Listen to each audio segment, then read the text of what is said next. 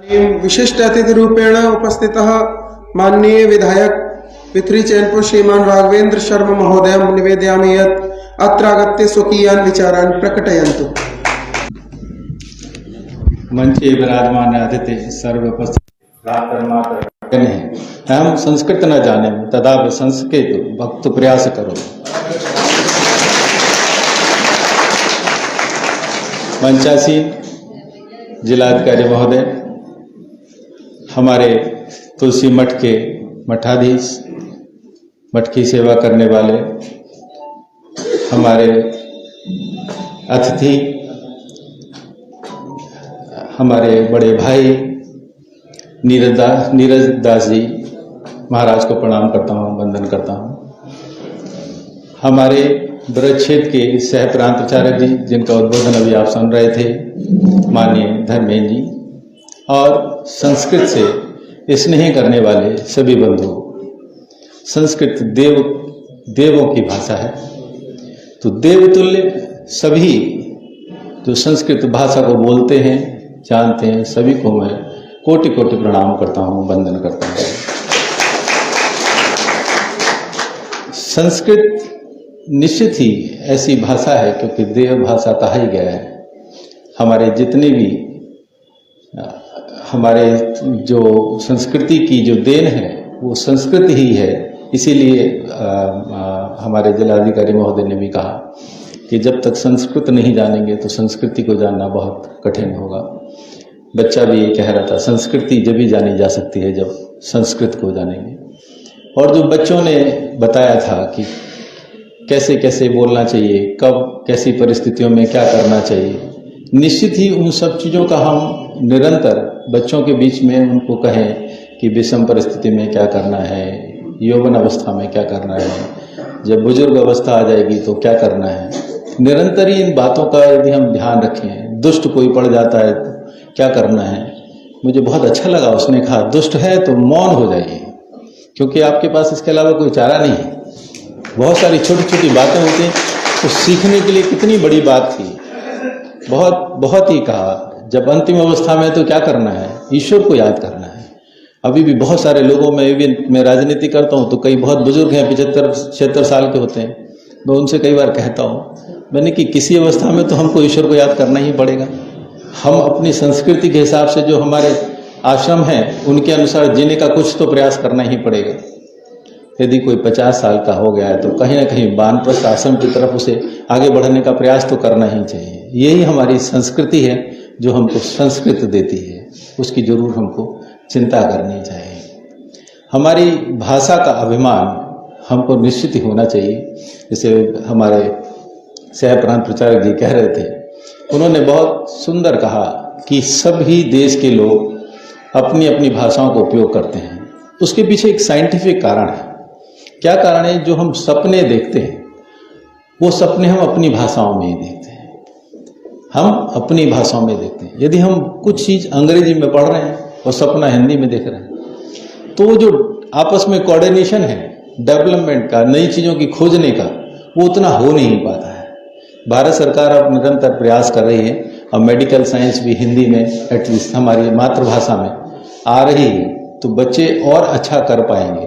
कोई इंजीनियरिंग का छात्र है, आप सब लोगों ने यदि पढ़ा होगा, जो पाई की वैल्यू थी वो भारत के गणितज्ञ रामानुजाचार्य ने दिया था। और वो क्या था? वो कहते थे मुझे देवी की शक्ति है, रात में देवी माँ बताते हैं, वो मैं अपना सूत्र लिख लेता हूँ और सुबह जब मैं उसको सॉल्व करता हूँ तो वो सही पाया जाता है। तो पाई की वैल्यू को बहुत नज़दीक से बताने वाले रामानुजम थे, और वो सपने में देवी उनको आती थी और ये बताती थी। तो सपने माने का मतलब वो ऐसा विचार करते रहते होंगे, माँ की कृपा रही होगी निश्चित ही। लेकिन यदि वो विचार अंग्रेजी में कर रहे होते और संस्कृत में कहीं खोज कर रहे होते तो दोनों का सामंजस्य नहीं बन पाता। ये भी डेवलपमेंट का एक हिस्सा हो सकता है और भारत सरकार उसमें निरंतर प्रयास कर रही है। जो प्रयास यहाँ के अध्यापकों ने किया निश्चित ही अद्भुत है। और अध्यापक जो होते हैं वो संस्कार देते हैं समाज को, उनको देख के ही लोग सीखते हैं। पढ़ाने से बहुत सारी चीज़ें नहीं सीखी जाती, बताने से बहुत सारी चीज़ें लोग नहीं सीखते हैं, लेकिन निश्चित ही बच्चे हमेशा ये देखते हैं कि आप क्या कर रहे हैं। ये संस्कृति हमारी संस्कृति से जनित होती है। तो निश्चित ही भाषा को हम सब लोगों को निरंतर प्रयास करना चाहिए। और मैं आज से प्रयास करूंगा कि एक साल में इतनी संस्कृति जान लूँ कि कम से कम कुछ बात कर पाऊँ, इसका मैं प्रयास जरूर करूंगा। बहुत समय नहीं लूँगा। आप सब लोगों को मैं आपको बहुत बहुत बधाई देता हूँ। बहुत बहुत आप बधाई के पात्र हैं। आप सब लोगों को मैं प्रणाम करता हूँ, वंदन करता हूँ।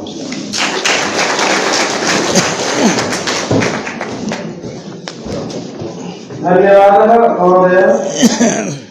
अस्य कार्यक्रमस्य अध्यक्षपदम् अलङ्कृतवन्तः पूज्याः श्रीमन्तः नीरजनेन्द्रदास महाराज वर्याः प्रार्थयामि यत् स्वकीय अमृतवाण्याः अस्मान् प्रेरयन्तु।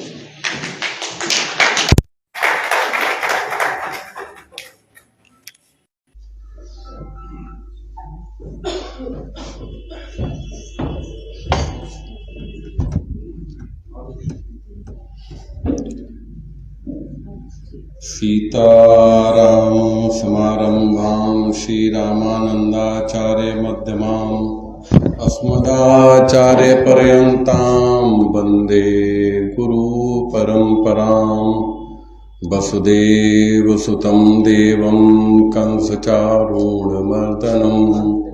देवकी परमानन्दं कृष्णं वन्दे जगद्गुरुम्। कूजन्तं राम रामेति मधुरं मधुराक्षरम् आरुह्य कविताशाखां वन्दे वाल्मीकिकोकिलम्। श्री राम जय जय राम, श्री राम जय जय राम, श्री राम जय जय राम। विश्व की प्राचीनतम भाषा संस्कृत, वैज्ञानिक अनुसंधानों का आधार संस्कृत। बड़े बड़े वैज्ञानिक प्रफुल्ल चंद्र राय रहे हों या मेघनाद शाह रहे हों या जगदीश चंद्र बसु रहे हों, ये बहुत ही संस्कृत के बड़े मर्मज्ञ ज्ञाता थे और अपने अनुसंधानों में संस्कृत को ही आधार मानते थे। और ऐसी संस्कृत भाषा जिसको लेकर के इन लोगों ने, एक मैंने सुना है कि सस्य श्यामलाम शब्द को सुनकर जगदीश चंद्र बसु जी ने वनस्पति में प्राण है इसका अनुसंधान किया। तो ऐसी संस्कृत भाषा जिसकी इतनी महानता है, उसको कैसे कैसे उसके गुणों का गान किया जाए, कैसे कैसे उसके बारे में बोला जाए। विश्व की सारी भाषाओं का उद्गम संस्कृत से हुआ है। तो संस्कृत अंशी है, बाकी सब अंश हैं। जितनी और भाषाएं हैं जो अंश होते हैं उसमें कुछ ना कुछ कमी रहती है और देश काल परिस्थिति में उसमें कुछ विकृति भी आ जाती है।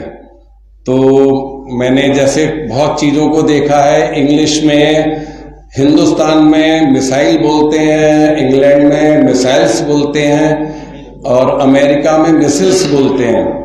हिंदुस्तान में यस बोलते हैं, इंग्लैंड में यब बोलते हैं और वहाँ अमेरिका में या बोलते हैं। एक संस्कृत ही ऐसी भाषा है जो जैसे लिखी जाती है वैसे ही बोली भी जाती है। तो इतनी सुंदर, इतनी वैज्ञानिक भाषा, इसको हम लोगों को वैदिक भाषा, डॉक्टर राघवेंद्र शर्मा जी कह रहे थे वैदिक, क्योंकि वेद संस्कृत में लिखे गए हैं इसलिए ये वैदिक भाषा भी है। एक ऐसी भाषा जो भगवान को प्रकट करने में सक्षम है। जो पुत्रेष्ठ यज्ञ हुआ दशरथ जी का, वो किसी और चीज से नहीं हुआ, उसकी आहुतियां संस्कृत के श्लोकों से दी गई। तो संस्कृत में सामर्थ्य है भगवान को प्रकट करने की।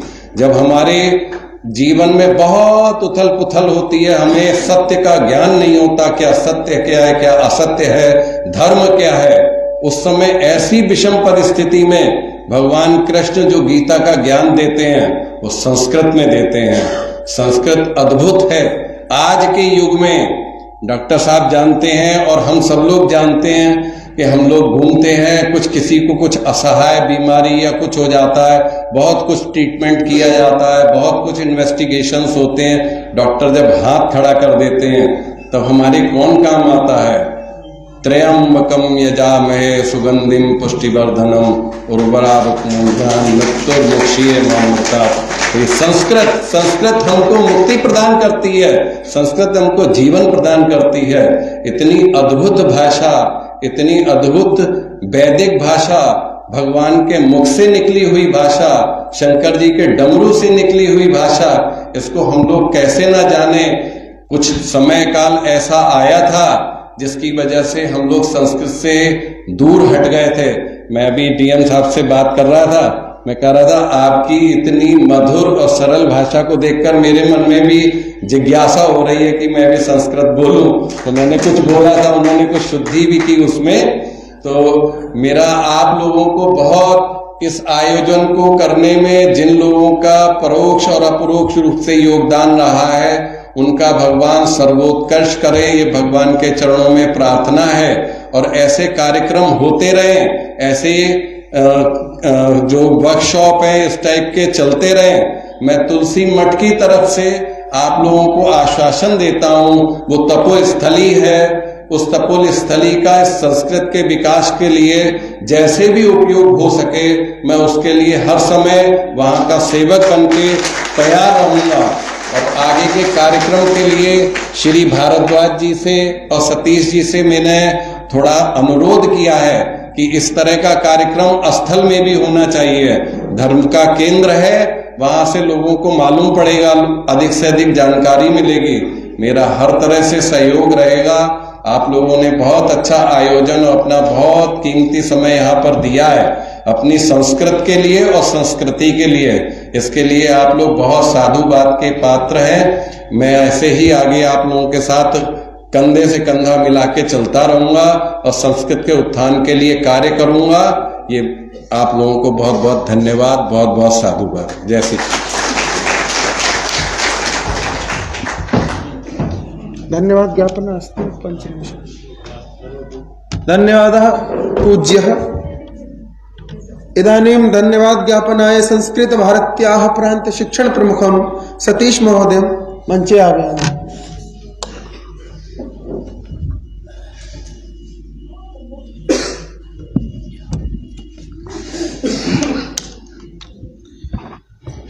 वागर्था विवशं वृत्तौ वागर्था प्रतिपत्तये जगतः पितरौ वन्दे पार्वती परमेश्वरौ। महत् आनन्दस्य विषय अस्ति। अद्य वयं तथा विपरीतकाले आस्मा किन्तु इदानीं सुष्ठु काले आगता। एतावन्तः जना उपविश्य अद्य संस्कृत विषये चर्चां कुर्वन्तः अस्मा। संस्कृत विषये चिन्तनं चलति इति महान् हर्षस्य विषय इत्युक्ते आगामी काले संपूर्ण देशे संस्कृतज्ञाः भविष्यन्ति इति अहं विश्वसामि। तथा अस्ति। इदानीम् आङ्ग्लं वयं पठामः। आङ्ग्लभाषायां प्रचार प्रसारे एक मैक्स मूलर मैकाले इत्यादि तथा बुद्धिं चालितवन्तः संपूर्ण भारतम् इंडिया कृतवन्तः इति। किन्तु द्वित्रा जना तथा परिवर्तनं कर्तुं शक्नुवन्ति तर्हि अत्र तु 200 अधिका जनाः सन्ति, 250 जनाः। तत्र बरेली परिवर्तनं भवितुमर्हति वा उत न? बरेल्याः परिवर्तनं शक्यते उत न? शक्यते। संपूर्ण बरेली संस्कृतमय भवितुमर्हति। बहु ध्वनि पृष्ठता न आगच्छति। बरेली पूरी संस्कृत में बन सकती है कि नहीं? इदानीं बरेली जनपदस्य प्रमुख रूपेण उपविष्ट अस्माकं जिलाधिकारी महोदय कथं धाराप्रवाह संस्कृतेन वदति, तर्हि अस्माकम् एतत् गर्वस्य विषयः अस्ति। अस्माकं जिला नृपः अस्माकं संस्कृतेन वदति, तर्हि वयं किमर्थं संस्कृतं न वदामः? गौरवस्य विषयः भवेत् अस्माकं। पश्यतु, राष्ट्र निर्माणम् एकेन न भवति। राष्ट्रम् इत्युक्ते किम्?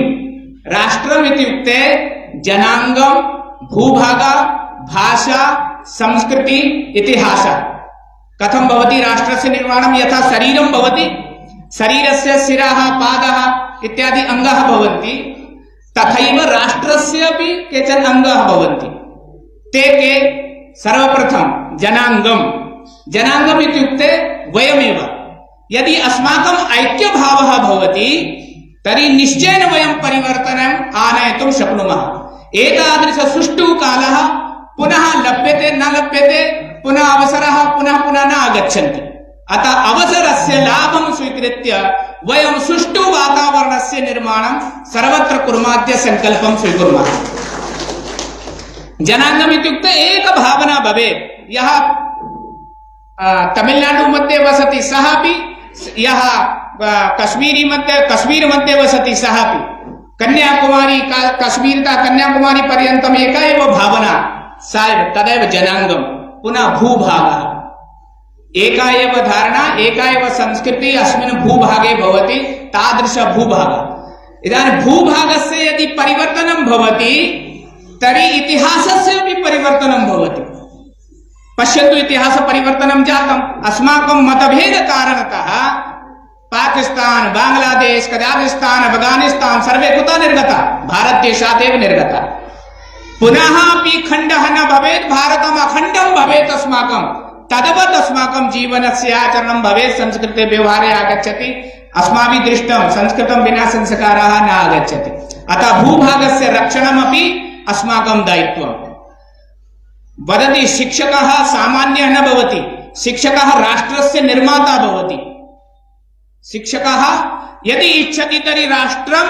सम्यक्तया निर्मातुं शक्नोति यतोहि आगामी पीढ़ी शिक्षकाणां हस्ते भवति यदि शिक्षकः दैन्यमन् भवति शिक्षकः आलस्यमन् भवति तर्हि राष्ट्रस्य हितं कोऽपि कर्तुं न शक्नोति ये शासकाः सन्ति अथवा ये सैनिकाः सन्ति ते रक्षणं भुजद्वारा कर्तुं शक्नुवन्ति किन्तु विद्याद्वारा रक्षणं शिक्षकाः एव कर्तुं शक्नुवन्ति तदपि मुख्यभूता अस्ति संस्कृतभाषा या कापि यस्य कस्यापि देशस्य एका भाषा भवति भाषाद्वारा एव संस्कृतिः आगच्छति इदानीं वयं चिन्तनं कर्तुं शक्नुमः भारतस्य विकासाय का भाषा भवितुमर्हति हिन्दी भवितुमर्हति हिन्दी भवितुं शक्नोति उत न